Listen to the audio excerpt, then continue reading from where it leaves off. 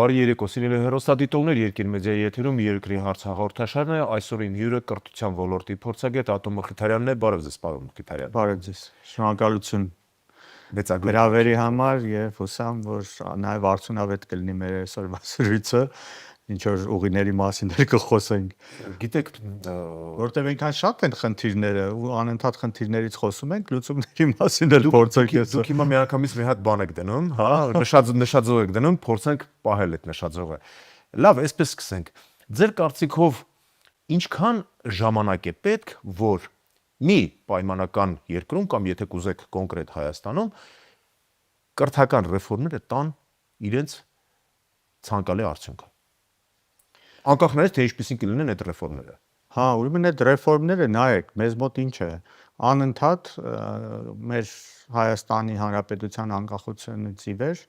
անընդհատ խոսում է կրթության ոլորտում բարեփոխումների մասին կամ գոնե փոփոխությունների մասին։ Եվ անընդհատ քաղաքական ուժերի հարաբերակցության փոփոխությամբ կամ նախարարի փոփոխությունը բերում է որոշակի փոփոխությունների։ Բայց այս վերջի 30-35 տարվա ընթացքում կատարվող փոփոխությունները ես բնութագրում եմ որպես կարկատաններ այն համակարգի վրա, ինչ որ մենք ունենք խորհրդային ժամանակներից։ Եվ այդ կարկատանները էական շատ բան չեն փոխել։ Հիմա օրինակների լեզվով խոսենք, որպեսզի բոլորին հասկանալի լինի։ Տեսեք, մենք ունենք բուհական ընդունելության քննություններ եւ բուհերում օրինակ պետությունը հատկացնում է որոշակի տեղեր, չէ՞։ Պետպատվերի մասին։ Պետպատվեր, ասենք պետությունը հատկացնում է տեղեր, ասում է Երևանի պետական համալսարան, դու ես մասնագիտությամբ տարեկան ընդունի այսքան մարդ։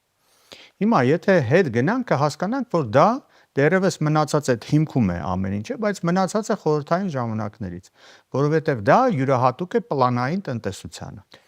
Հատկապես, որ մեր երկրում ոչ մի բան չի պլանավորվում մի շաբաթից ավել հեռանկար։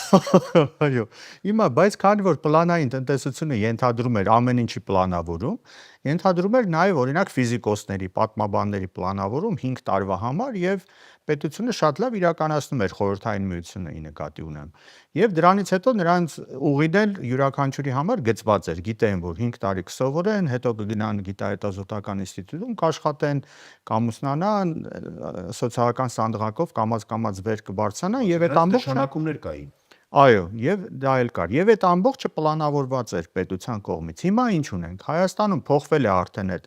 տնտեսական հարաբերությունները, մենք պլանային տնտեսություն վաղուց չունենք, բայց չգիտես ինչի օրինակ, բուհերի պարագայում այդ մասնագիտություններ, ընդունելության քննություններ եւ այլն մնացել է նույնը, ինչ որ խորհրդային ժամանակներում։ Այսինքն հակոստը կրթական համակարգի նույնն է մնում, նույնը կարելի է դպրոցների մասին ասել, նույնիսկ մանկապարտեզների մասին։ Հակոստը ամբողջությամբ նույնն է, վրան յուրաքանչյուր քաղաքական ուժ նախարար ինչ որ կարկատաններ է ավելացնում, որը էապես չի փոխում։ Այսինքն, եթե մենք խոսում ենք բարեփոխումների մասին, պետք է այդ հակոստը ամբողջությամբ հանել եւ մեր ազգին բնութագրական ազգային արժեքների հիմքով կրթական համակարգ կառուցել։ Վերից վար, օրինակ շատերը այս հարցին պատասխանելիս ասում են, ամեն ինչ պետք է սկսել դպրոցից։ Մի մասն էլ ասում են, չէ, դպրոցը արդեն ուշ է, պետք է ամեն ինչ սկսել մանկապարտեզից։ Ընկերներ, ամեն ինչ պետք է սկսել զուգահեռ եւ կրթական համակարգի ողջ առանցքով։ Իսկ ինչքան կտևի, դա երկար գործընթաց է, այսինքն միանգամից չես կարող ասել, որ սկսեցիր բարեփոխումները, այսքան ժամանակ հետո դու օրինակ կավարտես։ Դա անընդհատ գործընթաց է, բայց որը պետք է սկսվի հիմնական կետերից, հիմքերից փոփոխելուց։ Ես մի կարծիք ունեմ, չգիտեմ կպաշտպանեք այդ կարծիքը թե ոչ, եթե խոսքը գնաց պլանավորման մասին, այնուամենայնիվ մեր կրթական համակարգում պլանավորում կա։ Գիտեք ո՞րն է այդ պլանավորումը։ Գուցե դուք դրա մասին առիթ ունեցել եք մտածելու կամ բուհերը պլանավորում են ունենալ n քանակությամբ ուսանող, լատինական n տառը նկատի ունեմ, ոչ թե այն է, հա, ունենալ դրանցից եկող որոշակի հաստատուն գումար, այո, իրենց բուհի, շենքի, վարչակազմի, դասախոսական կազմի աշխատավարձերը ծածկելու համար, իսկ թե ինչ դուրս կգա դրա արդյունքում մասնագետի տեսքով, այդտեղ արդեն պետությունը թող գնա գլուխը, չեմ անում, այս պատին, այն պատին կամ չգիտեմ, ուսանողները բուհից հետո դրա համար էլ օրինակ ասենք տեխնոլոգիական ու տեխնիկական մասնագիտությունների գծով մենք շատ ֆակուլտետներում ունենք թափուր տեղեր։ Այո։ Փոխարենը ունենք, ասենք, տնտեսական ֆակուլտետներում, իրավաբանական ֆակուլտետներում, հումանիտար ֆակուլտետներում Մեծ մրցակցություն ու այնը չգիտես, այսինքն ոչ թե ինչի չգիտենք, բոլորս էլ գիտենք, թե ինչ ուսանողներ են այնտեղից դուրս գալիս, դա իհարկե ուսանողների մեղքը չի, չէ, որ դուրս են գալիս ու աշխատանքի չեն կարողանում տեղավորել, ոչ միայն որ աշխատատեղերն են քիչ, այլև ուսանողների մակարդակը չի բավարարում, ցավոք սրտի, այդ մեղք է։ Դուք իրավացի եք, հիմա եկեք ձեր ասածը նայենք պետության տեսանկյունից։ Լավ։ Պետությունը ինչ է անում։ Պետությունը գումարներ է հատկացնում պետական բյուջեից, չէ, անվճար տեղեր է հատկացնում ուսանողների համար եւ ահռելի գումարներ է տալիս նաեւ բուհական համակարգին, որպեսզի նրանք կարողանան մասնագետներ պատրաստել ինչի համար։ Չէ, եթե պետությունն է պատվերը տալիս, պիտի հետո օգտագործի այդ պոտենցիալը։ Դա պետք է յուրացնի։ Բայց մեր պետությունը ըստ էության մսխում է այդ ամբողջ ռեսուրսը, գումարները եւ այսինքն նա ամեն ինչ անում է, օրինակ հատկացնում է որոշակի տեղեր էսիչ մասնագիտության համար։ Բա որ հատկացնում ես, հիմա հարցնում եմ, դրանից հետո ինչի հետևողական չես լինում, որպեսզի այդ մասնագետներին դու օգտագործես քեզ համար։ Բացի դրանից, տեսեք, այդ ռեսուրսների փոշիացում, երբ որ պետությունն է տալիս։ Բացի դրանից, այդ մեր երեխաների ժամանակի ըստ էության անիմաստ կորուստ է տեղի ունենում։ Ամենաանվերականգնելի։ Չէ, որովհետև այդքան ժամանակը մարդիկ ծախսում են, բայց օրինակ գործատուները գալիս են ինձ մոտ եւ ասում են, գիտեք, օրինակ ձեր պատրաստած ուսանողները նույն մասնագիտության մարդը սովորել է 4 տարի, 2 տարի էլ մագիստրատուրա է սովորել, նույն մասնագիտությամբ անցել է աշխատանքի գործատուի մոտ իր մասնագիտությամբ եւ գործատուն ասում է, որ ես նրան այդ մասնագիտության այբուբենը սկսում եմ նոր սովորեցնել։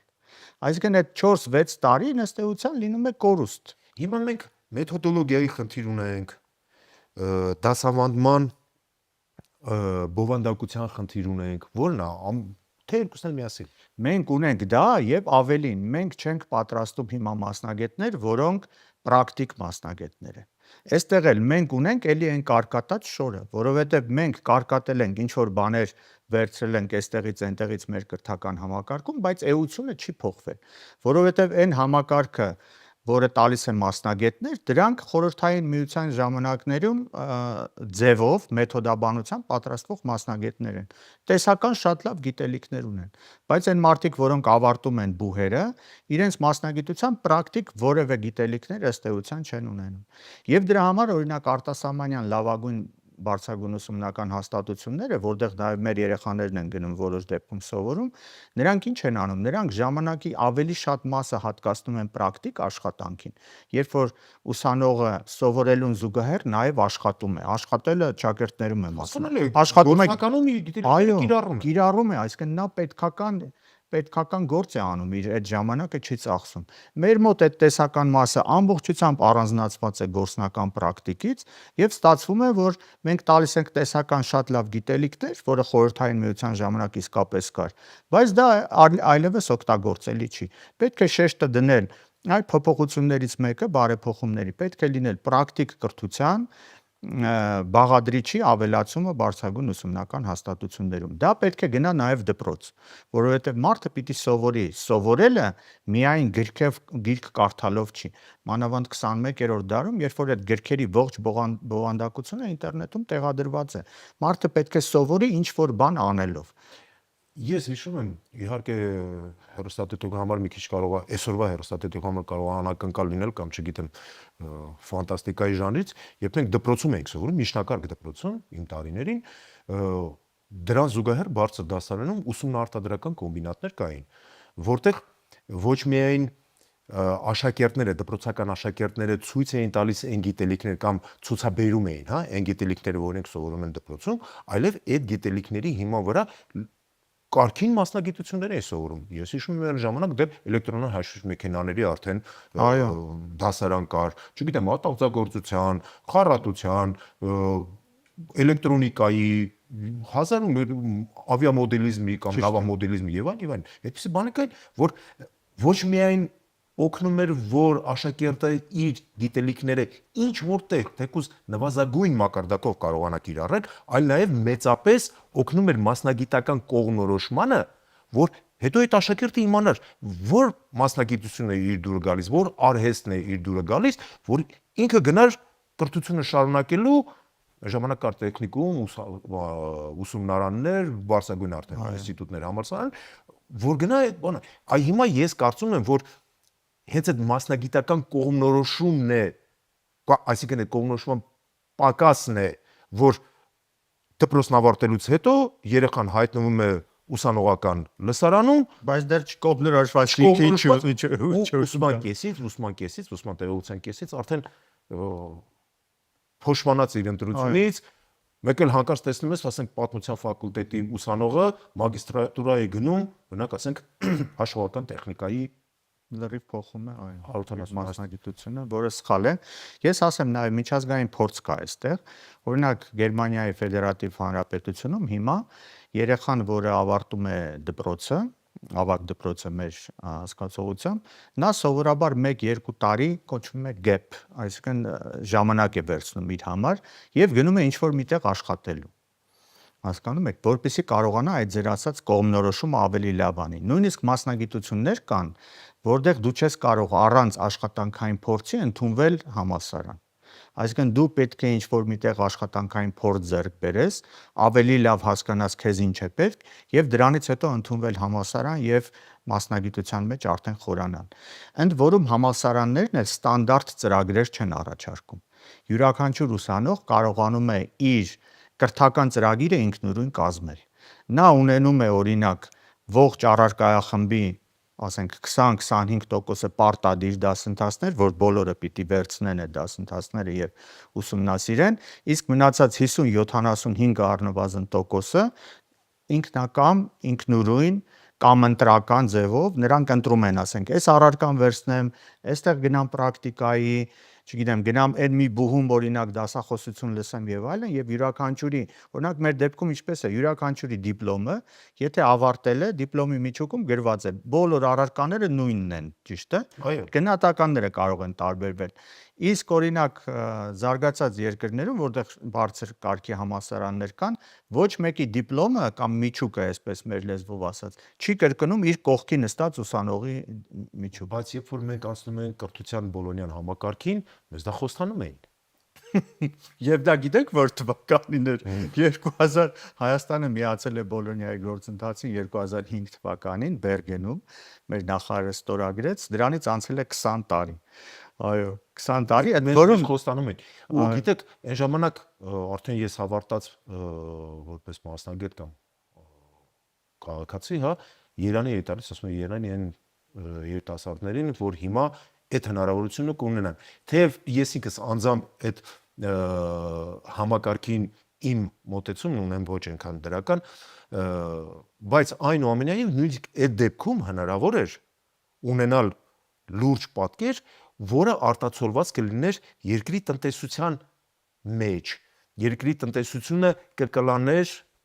բուհերի, այսպես ճակերտավոր ասած, արտադրանքը կներեք, որը մասնագետներն են, հա, որը մասնագետներն են։ Բայց բնականաբար մեր երկրում ինչ որ բան, որ սկսվում է, սկզբից հաշվում են դրա փողը, ինչքան դրա վրա պիտի ծախսեն ու դրանից ինչքան կստանան, արդյունքում էլ մի մասը, բայց այստեղ շատ կարևոր է, այստեղ ինչն են հաշվում, նաև քաղաքական նպատակահարմարությունը։ կոնյունկտուրային Հենց որ նպատակահարմարությունը։ ուրեմն խոսքը գնում է կրթական համակարգի մասին, յուրաքանչյուրը ով որ իշխանության է, անմիջապես մտածում է, թե ինչպես օգտագործել այդ կրթական համակարգի ողջ բուրգը ընտրություններում հաջողություններ գրանցելու համար։ Եվ դա է պատճառը, կներեք, որ ուրեմն 2018 թվականից այս կողմ բոլոր բուհերը, ընդ որում խոսում էինք չքաղաքականացման մասին, Ապաքաղաքականացման այո, բոլոր բուհերը քաղաքականացվեցին այն իմաստով, որ բոլոր բուհերում որոշում կայացնողների գլխին դրված է այդ հոգաբարձուների խորհուրդը, որի ղեկավարը բոլոր բուհերի պարագայում ուրեմն իշխող քաղաքական կուսակցության ներկայացուցիչները։ Կարծես մի այսպես մրցավազք լինի, կամ մրցավազք չէ, հա, մոդայիկ ինչ-որ մի բան, որ եթե դու ինչ-որ միտեղ նախարար ես, կամ ինչ-որ փոխնախարար ես, կամ ինչ-որ մի, այդտեղ չգիտեմ, Քաղաքական որոշում բարձր վարձատրող, հա, պաշտոն ունես ու քաղաքական որոշում կայացես, պարտադիր մի ինչ-որ բուհի կառավարման խորհրդում պետք է լինես, դա գալիս է եւ կադրերի պակասությունից, Այսինքն եւ իշխանությունը չի կարողանում, հա, այդ ծակերը լցնել ու ամենտեղ նույն պրոբկեքն է խրունկները գտարության համար։ Մյուս կողմից բուհերում ապա կուսակցականությունը հիմա իմ կարծիքով գտնվում է այն մեռած վիճակում կուսակցականացված են գերագույն աստիճանի, որովհետև եթե առաջ մեր երիտասարդությունը մենք միասին ենք սովորել, չէ՞, մեր տարիներին ուսանողությունը փոթորիկներ էր անում ու դրանից հետո կամած այդ ամեն ինչ սկսեց մարել, հիմա ընդհանրապես չկա, երիտասարդությանը չես տեսնի։ Հիշեք ինչքան ակտիվ էր երիտասարդությունը եւ իր ձայնը ուներ որոշումների կայացման գործընթացում, իսկ հիմա կները, այո, որոշից ձայն, եւ բոլոր գալիս էին ուսանողներից մոտ մեր կարծիքը հաշվի առնելու, հետո նոր գնալու որոշումներ կայացնելու բուհի մակարդակով, նախարարության նույնիսկ մակարդակով։ Մեր ժամանակ մենք 90-ականների սկզբին հասել ենք նրան նաեւ, որ բուհի ռեկտոր է փոխվել։ Ես շատ լավ հիշում եմ, նո անունը չտանք, համ իմիջիալից, եթե չեմ սխալվում, առիթը նաև դուք էիք անձամբ, ձեր մի քանի ընկերներին հեռացրել էին։ Լավ, համենայն դեպս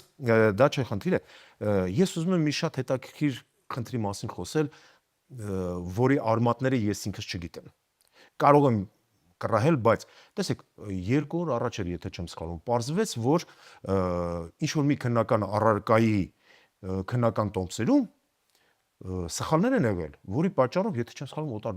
օտար լեզվի մասին է խոսքը, որի պատճառով դիմորդը, խոսքը այն դիմորդների մասին, ովքեր դպրոցում են դեռ, այսինքն ունեցած ինչ որ կայացած հոգեբանություն ու բաներ չունեն, հա,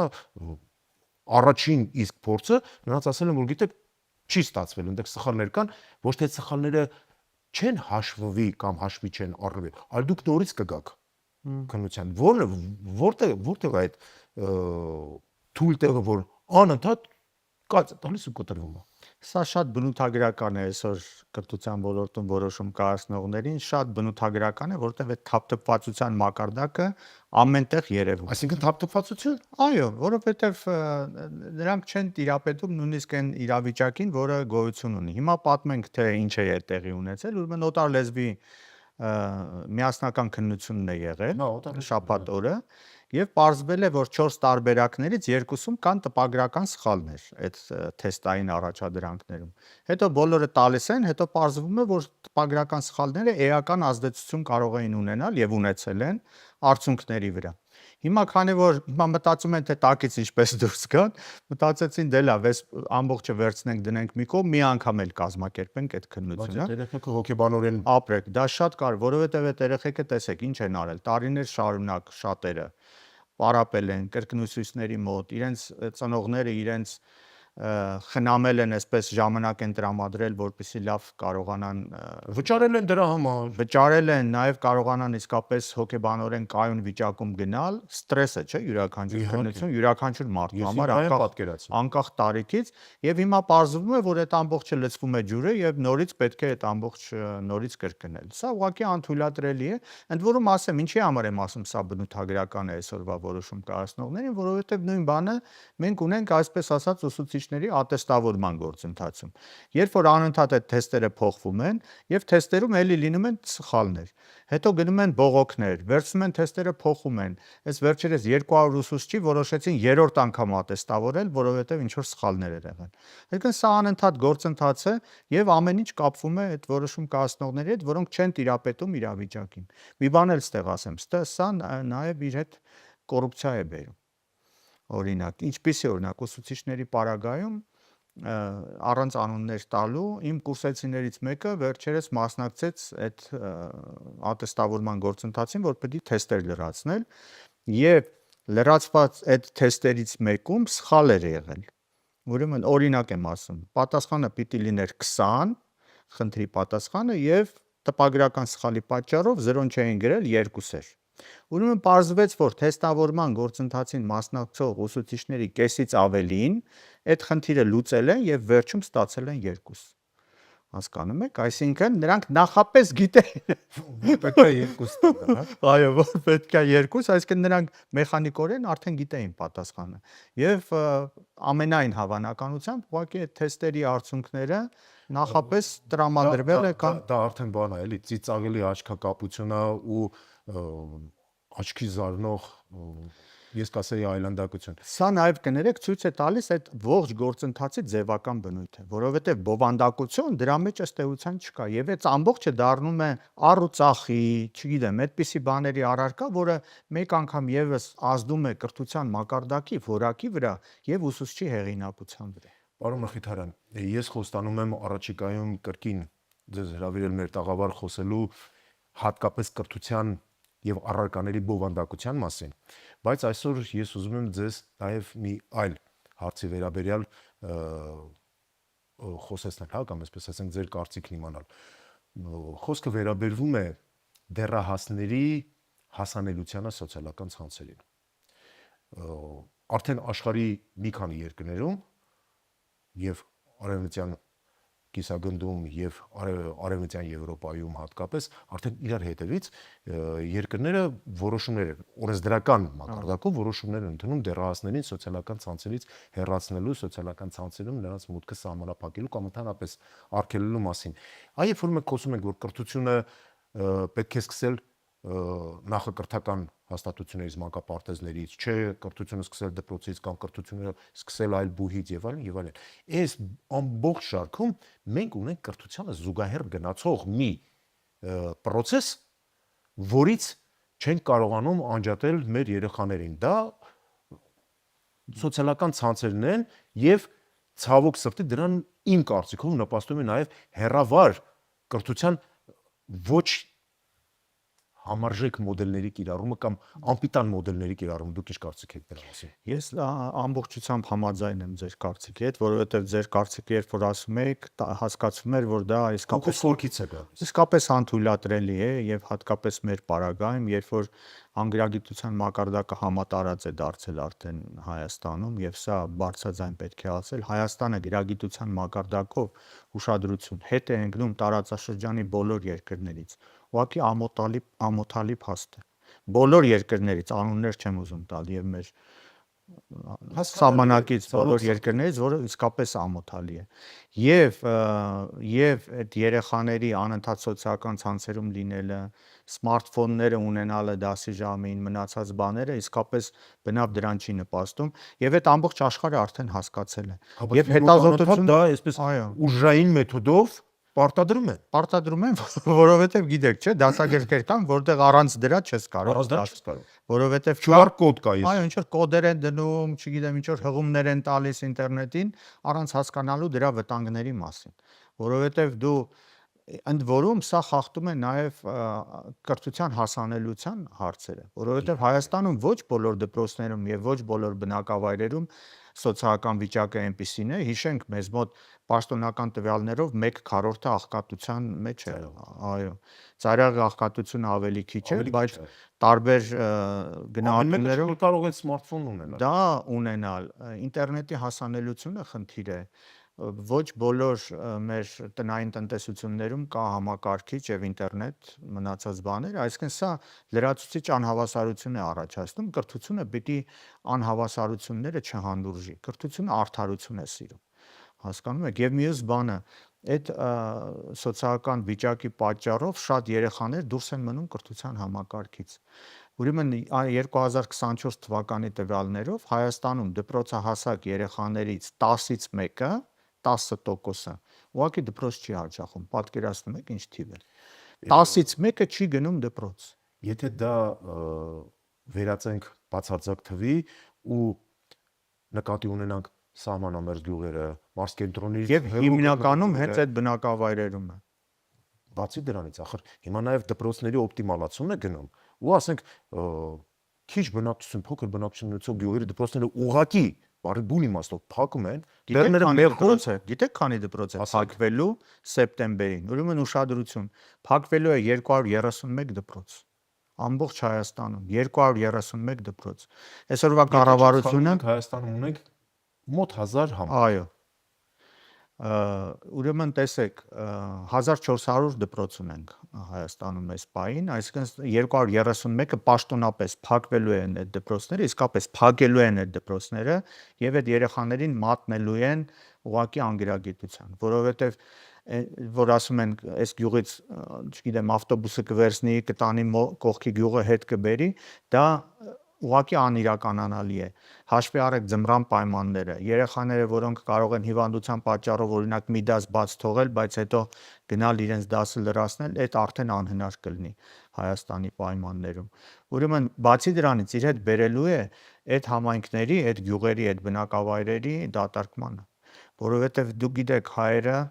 մեր ընտանիքները շատ լավ է գնում են իրենց երեխաների ուսման հետևից միշտ։ Ուրեմն որ հայտնվեն հայերը, առաջի հերթին դպրոց, շատ կարևոր, հետո նրանց մնացածը։ Բայց հիմա ստացվելու է, որ այդ երեխան, քանի որ արդեն իրենց բնակավայրում դպրոց չկա, երեխայի հետ պիտի տեղափոխվեն այլ խոշոր բնակավայր կամ մարզկենտրոն, Երևան, իսկ վատագույն դեպքում նաև Հայաստանից դուրս կգան, որպեսզի իրենց երեխաների կրթությունը կարողանան ապահովել։ Հիմա երևի իմ վերջին հարցը մեր իշխանությունները, այսօրվա իշխանությունները իրենց գրեթե բոլոր ծրագրերում, գործողություններում, քայլերում աչքը թեքել են դեպի Եվրոպա, դեպի Արևմուտք։ Ներքաղաքական, արտաքին քաղաքական, հազար ու մի եւ սոցիալական ծրագրերում եւ այլն, ամեն ինչը այնտեղից են օրինակում։ Ինչ է կարծում, այս խնդիրը նրանցից կընդօրինակեն, թե թերուս բնակչություն ունեցող դժվար կամ վատ կրթություն ստացած ընտրազանգված ունեցող երկիր նրանց համար ավելի հաճելի ու ավելի հարմար է։ Գիտեք, ժողովրդի մոտ այսպիսի բան կա, ասում են միշտ ղեկավարը ցանկացած բանի, դա կարող լինի ընտանիք, փոքրիկ համայնք, խումբ, մեր դեպքում պետություն, ղեկավարը միշտ իր շուրջը հավաքում է մարդկանց, որոնք ինտելեկտով իրենից ավելի ցածր են։ Հիմնականում որպեսզի նա կարողանա իշխել նրանց վրա։ Հիմա ինչ ունենք մենք Հայաստանի պարագայում, ունենք բարձրագույն կրթություն չունեցած, չէ՞, եւ ինքնախոստովանած, որ 7 տարի մնացել է նույն դասարանում։ Հիմա նա ինչ պիտի անի, նա պիտի այնպես անի, որ մնացածը գոնե 8 տարի մնա նույն դասարանում։ Սա քեզ կատակ քեզ լուրջ, բայց սրանից պետք է հետևություն անել։ Այսինքն մենք ամեն ինչը անելու համար, ես միշտ ասում եմ, կրթության ոլորտում ինչ որ բան փոխելու համար, այն ձեր սկզբի հարցին եմ անդրադառնում։ Առաջին հերթին պետք է փոխել կրթության ոլորտում որոշում կայացնողներին։ Ինչ որ բան փոխելու համար փոխել որոշում կայացնողներին։ Այդ թվում նաև վարչախմբի ղեկավարը նա պետք է բոլորը ձգտեն, հասկանում եք, այդպեսին լինել։ Իսկ մեր պարագայում կներեք, որ երեխան կուզենար, ասենք կրթություն ստանալ, որ ինչ դառնար, էլի վերջին հաշվով։ Այսինքն սա շատ կարևոր է, իսկապես։ Օրինակ ասենք կրթություն ստանալ խոզ խանձող վարչապետ դառնալու։ Չէ՞ որ։ Այո։ Տեսեք, մեր մոտ նաև այդ արժեքների այդ գլխի բայր շուր գալը էապես ազդել է եւ շատ արագ տեմպերով է գնում, շատ զարմանալի է։ Տեսեք, արժեքների մասին ենք մենք խոսում, Պարեկը 2 անգամ ավելի բարձր աշխատավարձ է ստանում, քան ուսուցիչը։ Արդյոք այն երեխան կուզենա ուսուցիչ դառնալ, առավել եւս որ պարեկ դառնալու համար բարձրագույն կրթություն պետք չի ունենալ։ Հայաստանը համախառն ներքին արդյունքի տոկոսային հարաբերակցությամբ աշխարհում զբաղեցնում է 114-րդ տեղը, այսինքն ընդ որում ուսումնասիրված է 133, այդ 2005 թվականի 25 թվականի վերջի տվյալներն եմ ասում։ 133 երկրներից Հայաստանը 114-րդն է, որ համախառն ներքին արդյունքի համապատասխան տոկոսը հատկացնում է կրթությանը։ Դա նշանակում է ուղղակի կոպեկներ հատկացնել կրթությանը եւ առավել լավ կրթություն չենք էլ կարող ունենալ։ Անցած շաբաթ հրապարակվեց նաեւ Global Innovation Index-ը, որտեղ հետազոտությունների մասում Հայաստանը, որ միշտ եղել է լավագույնը նախկին խորհրդային միության ժամանակ, դրանից հետո, դրանից առաջ, ուրեմն զբաղեցնում է էլի այդ երկրների շարքում 89-րդը, վերջին տարվա ընթացքում 6 հորիզոնականով հետ գնալով։ Այսինքն այս ամբողջը գալիս է նրա մասին, խոսում է նրա մասին, որ մեզ մոտ քաղաքականության մակարդակով, քաղաքականությունը մշակողների համար կրթությունը, գիտությունը կամ այն արժեքները, որոնք մենք ասում ենք ազգային արժեքներ, որոնք պիտի դրված լինեն կրթական այդ բուրգի հիմքում, ըստ էության անտեսված են։ Եվ այս դեպքում մենք կրթություն չենք կարողանա կառուցել, ուրեմն պետք է հիմքից այդ բուրգը քանդել, ազգային արժեքները տակը տեղադրել, մեծ ֆինանսավորում հատկացնել եւ բուրգը նորից սկսել կառուցել։ Շնորհակալություն հաճելի զրույցի համար, ուսուցողական ու ճանաչողական զրույցի համար։ Ես կրկնում եմ իմ հրավերը առաջիկայում հանդիպել ու խոսել արդեն բովանդակությունից, կրթության բովանդակությունից, որը ես կարծում եմ շատ ավելի կարևոր է, քան կազմակերպչականը, որովհետև կարելի է ինչպես նախորդ դարի 20-ական, 30-ական թվականների խրճիթներում կազմակերպել ուսում, բայց ունենալ մի հասարակություն, որը կհաղթի հայրենական պատերազմում, ունենալ սերունդ, որը կհաղթի Արցախյան հերոսամարտում, առաջին հերոսամարտում եւ փոխարենը ունենալ ամեն քայլափոխին ու ամեն անկյունում մի բարձրագույն ուսումնական հաստատություն, չգիտեմ ինչ համալսարան կամ ինչյան համալսարան անունով, բայց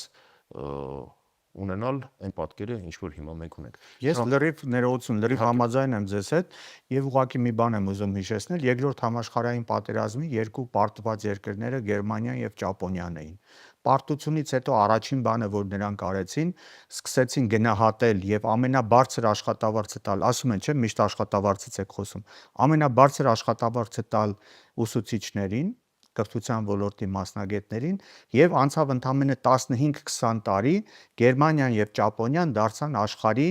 3-րդ եւ 4-րդ տնտեսությունները։ Այսպես որ պատմության խորքը գնանք այնքան հետաքրքիր բաներ կան նույն Գերմանիայում, օրինակ, երբ որ Բիսմարկը միավորեց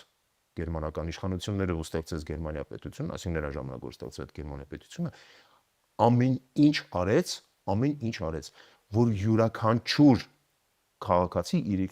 յուրաքանչյուր քաղաքացի կարողանա ստանալ մասնագիտական կրթություն։ Մասնագիտական կրթություն։ Դրա համար այդ Եվրոպայի, այսպես ասենք,